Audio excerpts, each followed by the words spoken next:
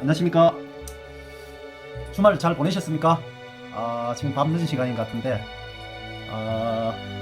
10시 좀 넘었네요. 자, 오늘은 자배법에 대해서 한번 간략하게 설명드리도록 하겠습니다. 자배법은 줄임말이에요. 원래는 자동차 손해배상보장법인데 줄여서 이제 자배법이라는 말을 씁니다.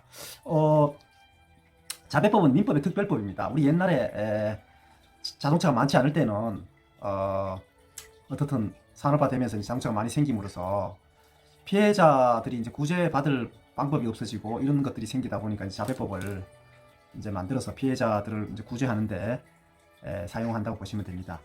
자, 그래서 이제 63년도에 제정이 됐네요. 제법 오래됐는데 생각했던 것보다.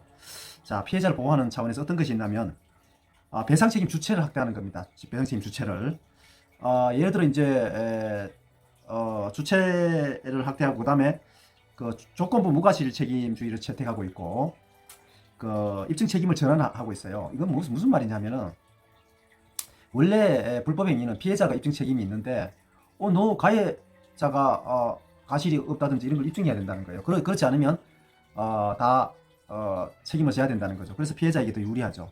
그 다음에 이제 우리 자동차 보험 같은 경우에 강제로 우리가 이제 보험을 가입해야 되죠.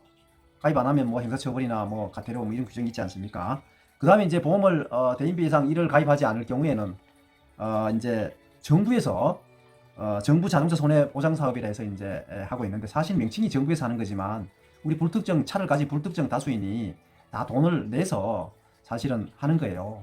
근데 이제 이름만 정부 보장 사업인데 그렇게 보시면 됩니다. 그래서 피해자를 더 두텁게 보호하기 위해서 자배법을 만들어놨다 이렇게 생각하시면 됩니다.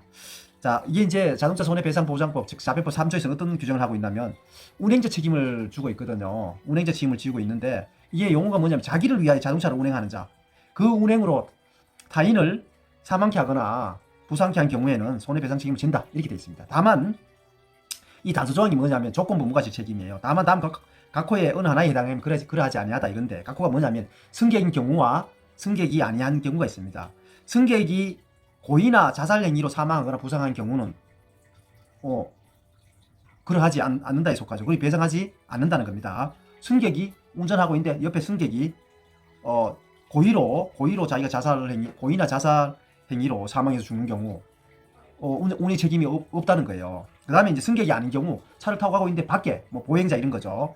승객이 아닌 자가 사망하거나 부상한 경우에는 어떻게 하고 있냐면은 자기와 운전자가 자동차 운행의 주의를 게을리하지 아니하였고 피해자 또는 자기 및 운전자 외에 제3자에게 고의 또는 가실이 있으며 자동차의 구조상 결함이나 기능상의 장애가 없었다는 것을 증명한 경우 그럴 경우에는 운행 책임이 없다는 겁니다. 자배법상 운행자 책임의 발생 요건은 4가지를 살펴볼 수 있습니다. 첫 번째는 손해배상 주체가 운행자여야 된다는 거. 그 다음에 자배법상 자동차의 운행으로 인하여 다치거나 사망해야 된다는 거. 여기는 이제 운행 중 사고 및 운행 기인 여부가 있죠, 그죠? 그 다음에 세 번째는 손해배상의 객체가 타인이어야 된다, 타인. 그 다음에 이제 우리 면책 사유가 없어야 된다는 거죠, 면책 사유가. 자배법상 운행 책임 발생 요건 4가지입니다. 이제 제가 설명하고자 하는 게 뭐냐면 민법상 우리 750조를 얘기하는 거예요. 불법행위 책임과 자배법상 3조에 어떤 차이가 있냐 이 문제인데 일단 자배법은 민법에 우선으로 적용해서 적용한다는 겁니다. 즉 자배법이 민법의 특별법이라고 보시면 됩니다. 근데 가해자가 나는 자배법에 운행 책임 지지 않았어. 그렇다 하더라도 민법상 불법행위는 책임을 인정되는 경우들이 있겠죠. 그럼 민법상 750조에서 불법행위 책임을 져야 됩니다. 그 다음에 이제 큰 차이점으로 이제 아까 애초에 얘기했던 것처럼 손해배상 주체가 확대되어 있다. 이 말은 무슨 말인가 하면은 우리 민법상 책임 주체 규정은 어떠냐면 750조의 고의 또는 가실로 인하여 위법 행위로 타인에게 손해를 가한 경우에 뭐 이렇게 되어 있지 않습니까? 근데 자배법상은 어떻게 되면 자기를 위하여 자동차를 운행하는 자라 해서 이 범위를 이렇게 넓혀놨죠. 그리고 이 개념 자체가 굉장히 추상적이고 포괄적이지 않습니까? 다음에 이렇게 되면 운행자 책임에 대해서 뭐 운행 이익과 운행 지배가 있어야 된다 등등 해서 한번 따로 해서 제가 얘기할 건데 그 부분을 한번 보시면 되겠습니다. 이 말은 뭔 말이냐면 B가 A로부터 차를 빌려갖고 A를 태우고 이제 여행 가던 중 C가 운전하다가 이제 사고 내는 경우 즉 차주 A는 어떤 관여도 안 했지 않습니까? 아무 관여도. 그러나 자배법상 자기를 위해 자동차를 운행한 자로 본다는 거예요. 책임이 있는 거죠. 뭐 이렇게 범위를 굉장히 넓혀 놓고 있다는 거예요.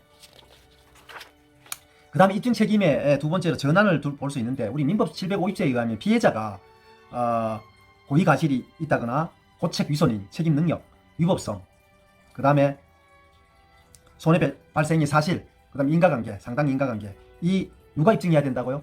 피해자가 입증해야 되는 겁니다. 그러나 자배법상은 가해자가 내 사고 당시에 운행 책임 지위에 있지 않았어?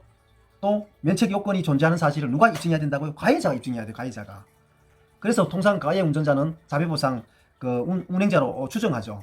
자기 입증 못하면 책임져야 된다는 거죠. 그래서 입증 책임 전환이 있는 겁니다.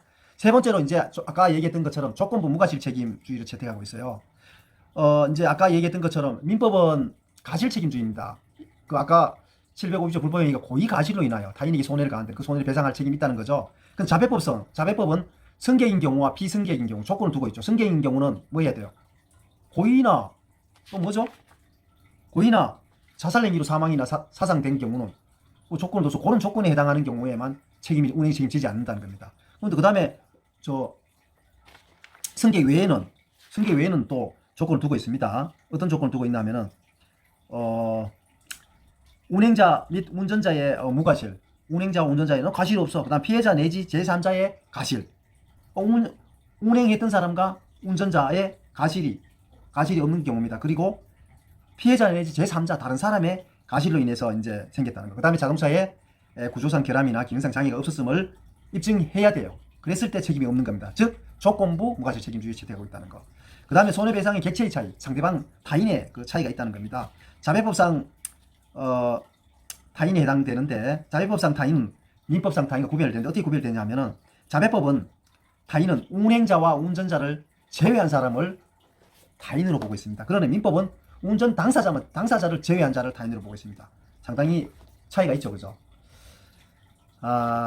대략 이제 배상 책임과 민법상 750조, 그 자배법상 제3조의 책임과 민법 750조의 차이점을 그냥 간단하게 살펴본다면, 배상 책임 주체로서는 자배법은 운행자이고, 그 다음에 민법은 불법 행위자이죠. 그 운전자를 말하는 거죠. 그 다음에 객체는 자배법은 운행자와 운전자를 제외한 자. 근데 민법은 사고 운전자를 제외한 자. 이렇게 볼 수 있죠. 그 다음에 이제 자배법상 운전자는 운행자를 위하여 운전한 자를 운전자를 합니다. 그 다음에 이제 민법상은 운전자는 사고 운전자를 말하는 거죠. 책임의 성격도 아까 말했듯이 조건부 무과실 책임, 승객에 대해서는 조건부 무과실 책임을 하고 있고, 그 다음에 이제 승객 이외자는 과실 책임을 하고 있는, 어떻든 책임의 성격이, 법적 성격이 다르다는 거. 민법은 고의 과실이죠. 그러니까 과실 책임이죠. 그 다음에 배상 책임의 범위는 사실 자배법은 좀 추상적이고 포괄적인데, 민법은 구체적이고 제한적입니다. 적용 대상 담보는 운행자 책임, 즉 자배법상 운행 책임은 대인입니다. 그러나 민법은 대인과 대물이 다 되죠. 그 다음에 법 적용 순서는 아까 얘기했듯이 자배법이 특별법입니다. 그래서 우선 민법 보다가 우선 적용한다는 거. 민법은 일반법이죠, 그죠? 이상으로 제가 나름 이해한다고 했는데 좀 부족한 점이 있죠. 다음에 한번 싸그리 좀 암기를 해서 제대로 한번 강의하도록 하겠습니다. 조금 있으면 이제 연말이 다 지나가네요. 이제 뭐 세상에서는 1년 계획은 이미 벌써 정리가 됐고, 내년을 어떻게 살아갈 것인가, 이런 이제 조직 문화에서 이제 정하거나 또 조직을 어떻게 설정하고 이렇게 분주히 움직이는 시간인 것 같아요. 저도 이제 1년을 되돌아봤을 때에 참 부족한 점이 많았고, 또 2020년도에는 책도 좀 많이 읽고, 독서 모임에도 좀 자주 나가고, 또 평소에 매년 계획했던 좋은 사람 한두 명 사귀고, 그래서 좀 남다른 50대, 즉 내 인생의 산모작, 조금 60대까지 건강하고 행복하게 살 것입니다. 그리고 이제 2020년도에 제가 유튜브 방송을 시작했는데 빠른 시일 내에 한 1000명을 만들어야 되는데, 여러분 좀 부족하지만 들어보시고, 제가 이제 손해사정사를 옛날에 공부를 조금 하다가 중간에 쉬다가 올해 이제 한번 새로 시작하고 있습니다. 그래서 올해는 꼭 합격해야 되겠다 이런 생각이 듭니다. 그래서 이제 유튜브 방송도 하면서 8월 첫째 주에 보통 2차 시험이 있거든요. 2차 시험 때까지는 제가 교과서적인 이제 강의를 하고, 이제 8월 첫째 주가 지나면 실무적인 강의를 좀 웃기면서 또 재밌는 것도 많거든요. 사실 재밌는 것도 많고, 그런 걸 토대로 제가 한번 풀어가고자 합니다. 좋아요 좀 눌러주시고 구독해 주시고 해주시면 좋겠습니다. 이상입니다. 감사합니다.